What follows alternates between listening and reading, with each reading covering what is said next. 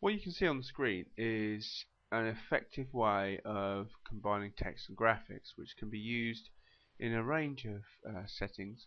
When you do any controlled assessment in year 11 and you want to come up to a solution to a problem, say for example someone is asking you to put a paper-based system in the scenario onto a spreadsheet, you'll still need a letterhead or a logo or something like that to make it professional. Well, here I've attached it to a path, and I can clearly see if I remove the underlining, it makes it that bit more effective. Similarly, the font needs to be clear if you're using this method. See, that looks too big now, so let's just move that down. So, there's a range of different methods that you can employ to make this look somewhat more effective. Let's just take a step back and see how I got to this. So if I undo everything that's been done, okay, so you can see what I've done. I've just moved the pictures about. But in the first instance, how did I get to that place? So if I just open up what it was previously,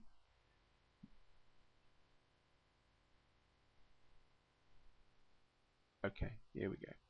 So this was a previous example, which I'll just delete those. Now the canvas size for this picture, say 720 and say 500 there. Okay, move all that up. Now we want to draw a circle. Why? Well, we want to draw it round. So there's our circle. Okay, now the vector path tool is what I was using. So if we click on it there, now what we want to do is hold shift down and then as carefully as we can draw around the outside, and each one of these dots will be the space effectively between the characters or letters. And the closer I get to the circle, the more effective and concentric, round the shape will be. So I'm just doing this quickly now. I'm sure you can spend more time. Try and make them even out, otherwise it'll go wrong. There'll be more space between some letters than others. Okay, so hopefully that little mess up there won't affect us too much. Then we're going to move this down and we're going to move across the yellow and delete it. We just want this and the vector path tool. So then we select these two things and we go to text and attach to path. There we go. Okay, that's nice. So, okay, then we want to just bring this whole thing round. Still more. Using that tool. Okay, now that looks quite nice. Okay, but obviously I would suggest that, I don't know, maybe the font needs to be a bit more traditional. And then you can just put those nicely.